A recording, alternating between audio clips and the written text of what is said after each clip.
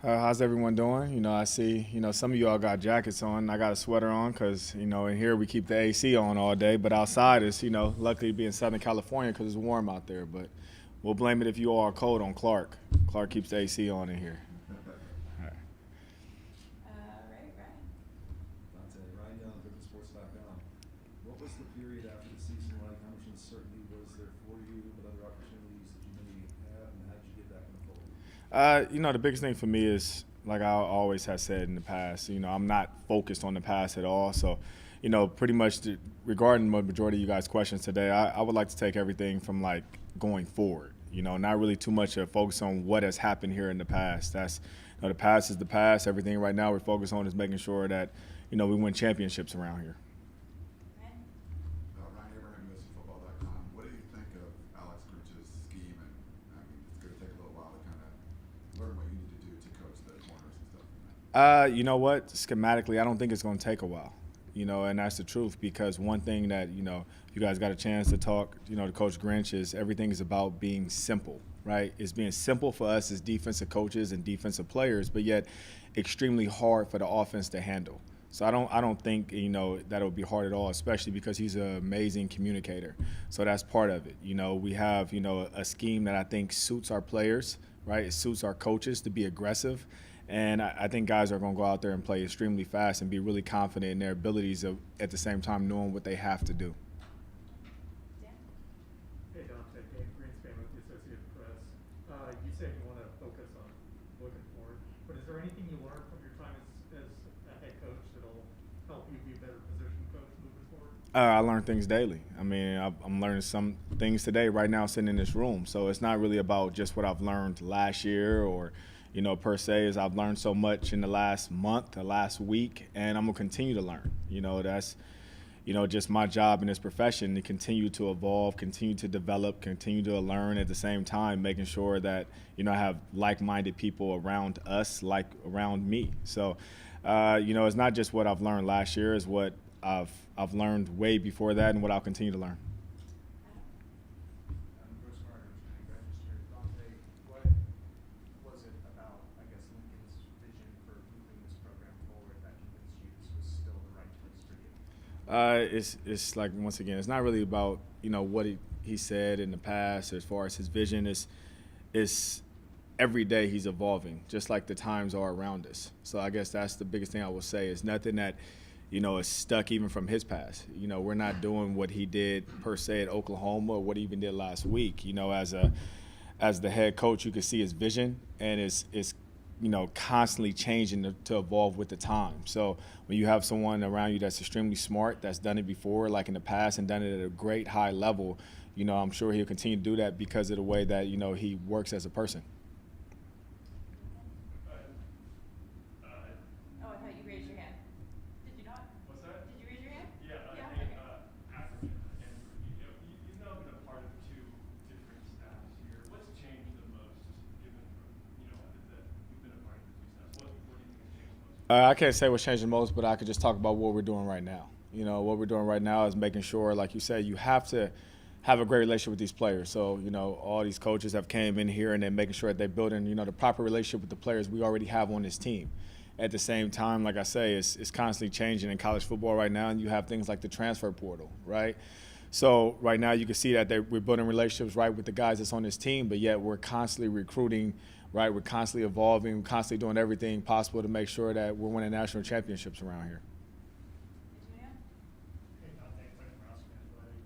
Do you feel like there's a different energy about USC on the recruiting trail now with this new staff, or do you feel like kids are more receptive?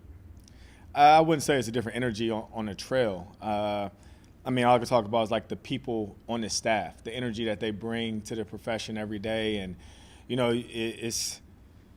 this is a crazy thing. The moment that you start looking at this as a job, you will start failing, right? You can't, this is not a job, because a job you go ahead and you punch in maybe from 8 to 5, right?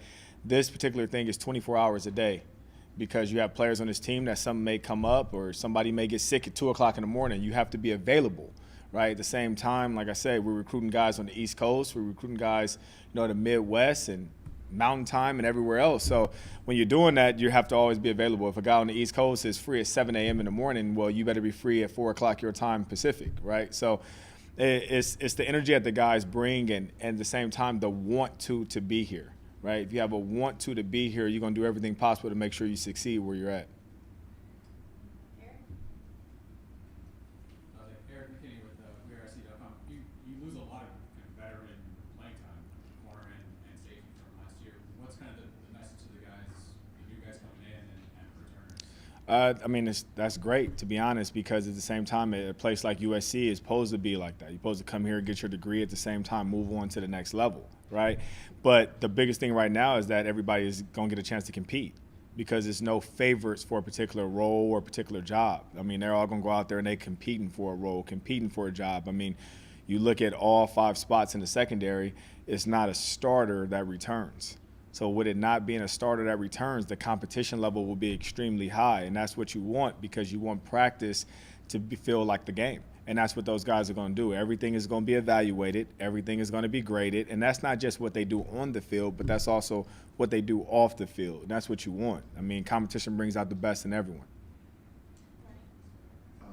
Donte, quick, talk about the recruitment process of Damani Jackson, just the, in the fold and out of it, and what that was like to get him back to come to USC. Well, Damani's a, different kind of guy when it comes to recruiting. Like, I've never felt so close to a particular person, right? Just because he's been a high-level player for so long, right? So it's constantly, like younger, you recruit him through his coach just to make sure that he hits you up. And as he gets older, you get chances to where you could constantly text him or talk to him every day. So when you have someone that, you constantly recruit on a daily basis, right, multiple times a day, it's a little different and surreal when now all of a sudden they're in the building every day and you actually could get a chance to see him grow as a person, as a player. So I'm extremely just lucky, I guess, with everyone in the building because we all had something to do with that. It wasn't just me. It was a lot of people that, pretty much pulled Damani back here to being a Trojan. This is always where his heart was. This is where he wanted to be. So it's good to see all those things come into place. Building up those last 2 questions, how ready is a guy like Damani to compete for a role right away? And what can you say about Makai and Latrell, the guys you brought in? Well, Damani, I mean, right now he's still recovering from an injury. So you can't say, where he's at for a role. Like I say, all these guys are competing. I don't care if he was a 5-star, if he was a 0-star. I mean, the best player at that particular time is the guy that's going to play. That's always been my message, and that, won't change. You look at somebody like Makai, you take pretty much our whole secondary and add up starts probably, in this league, and Makai probably still has more than everyone combined. So he definitely brings on a leadership type of role. I mean, he was a team captain at Colorado. So you're going to get those particular things out of him. At the same time, this is what he wants. This is a player that came here to make sure he's developed to move on to the NFL. And if you're trying to get developed more to the NFL, you have to get used to competing.